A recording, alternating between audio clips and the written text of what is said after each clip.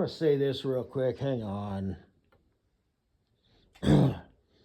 This will help me build up my time with this up.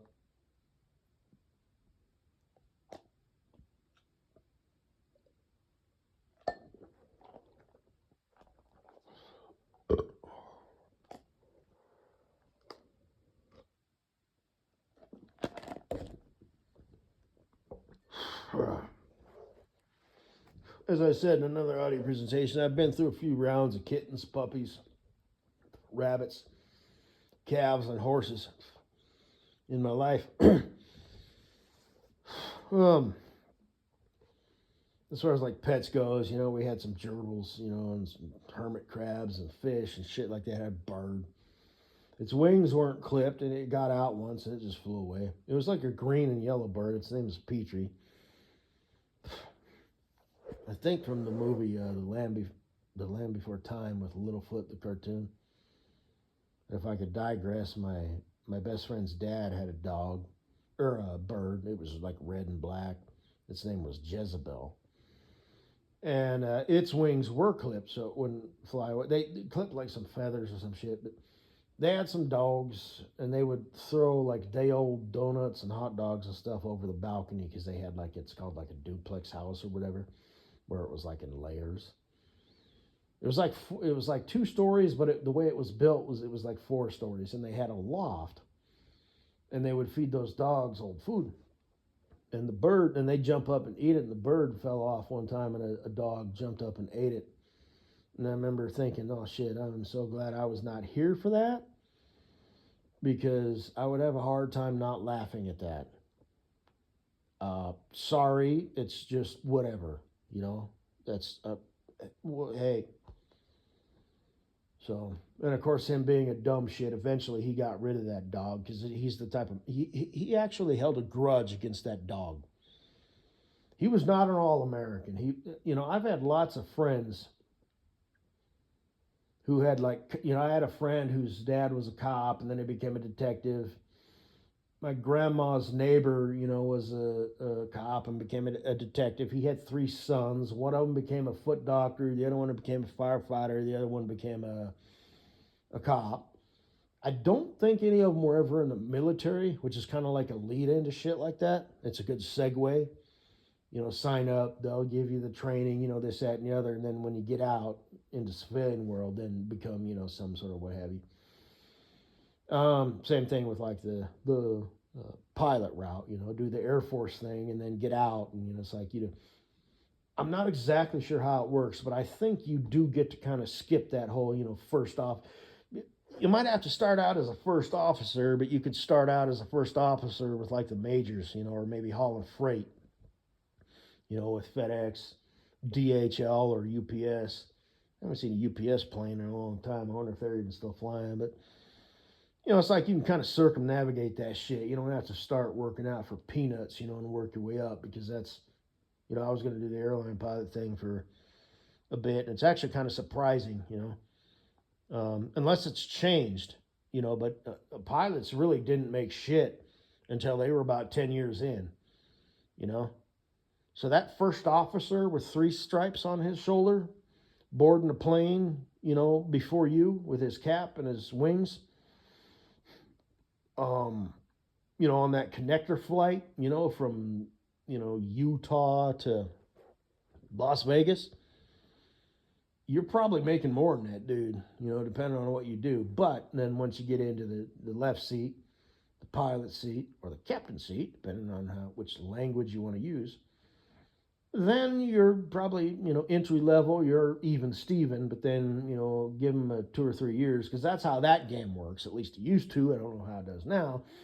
Is every year you would get a raise of by like, $3,000 to $4,000 a year, and you just keep ba-ba, cha-ching, cha-ching, and that's how these airline pilots, who are 45 years old, sitting in the left seat, of us flying a 737, of the big airplanes, they're making, $150,000 a year or some shit like that. But then you also got to factor in, the schooling and stuff that they've been doing.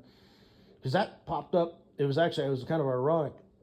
It was a airline pilot versus truck driver, after 30 years. They pretty much break even. It's kind of weird because the airline pilot has to pay for all of his schooling and shit. And then he starts out as low pay, versus the truck driver. He got his license for $4,000, started, trucking. And especially if you start if you do the investment thing, this, that, and the other. So it's kind of ironic how things kind of work themselves out in the end, you know what I mean, in the long term. Airline pilot versus truck driver. Now, obviously, one has way more esteem than the other, or prestige than the other. But it just kind of got me thinking about that. It's like, shit, you're fucking right.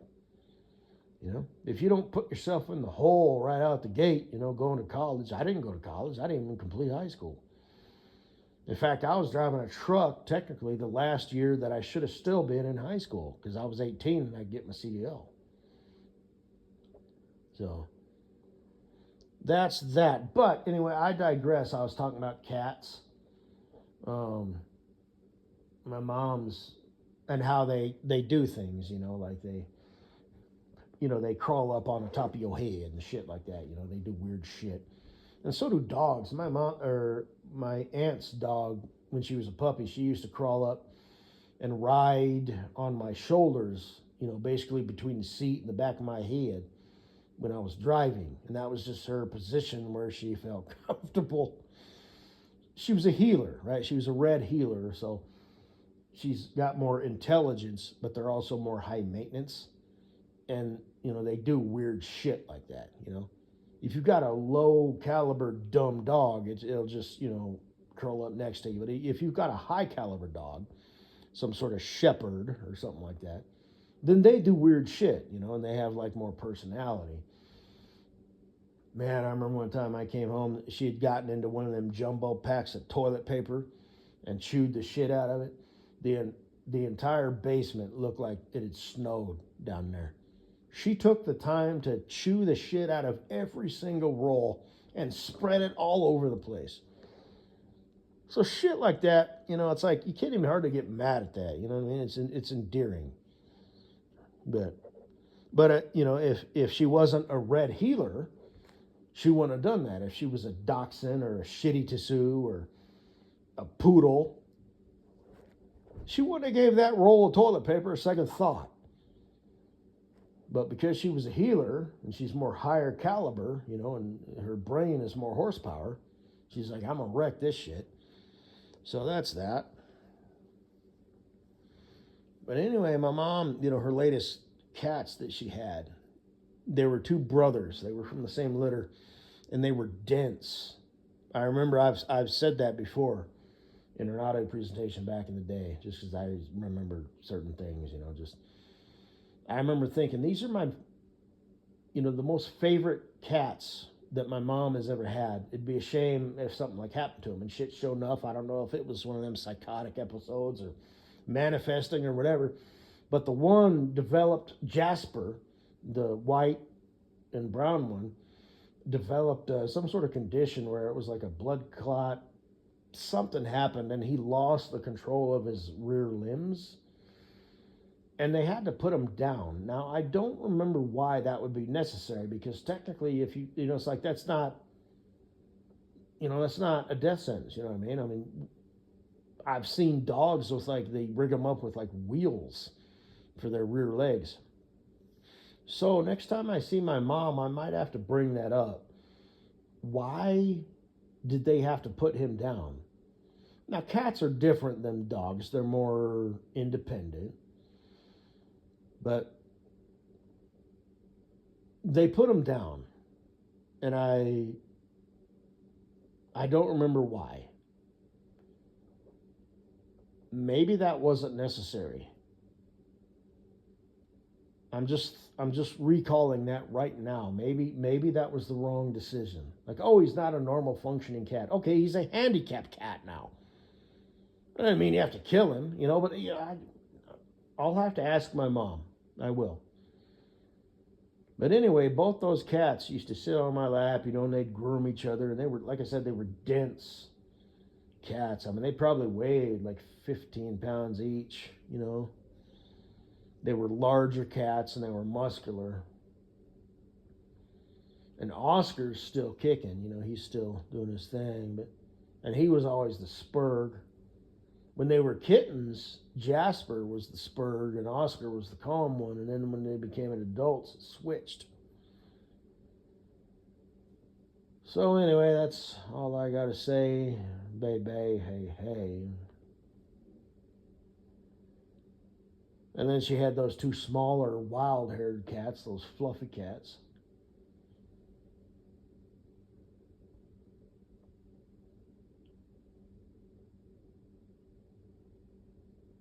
A couple strays. There was all kinds of shit. Like I said,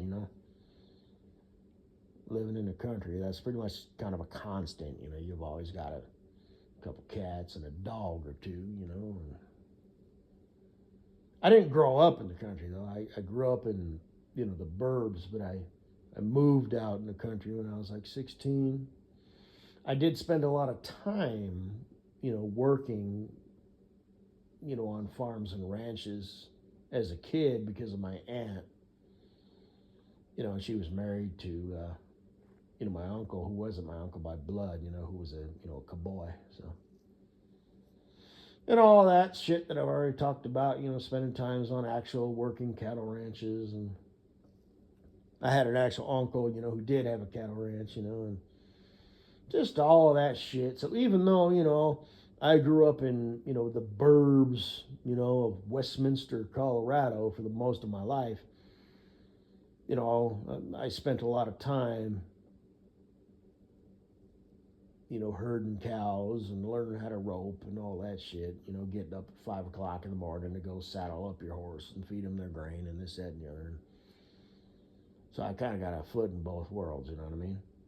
The sound of sprinklers, and lawnmowers and the smell of your neighbor's backyard barbecue, combined with the sound of coyotes, cows mooing, the occasional hump oil rig off in the distance, which they don't really use anymore. And, just whatever. So,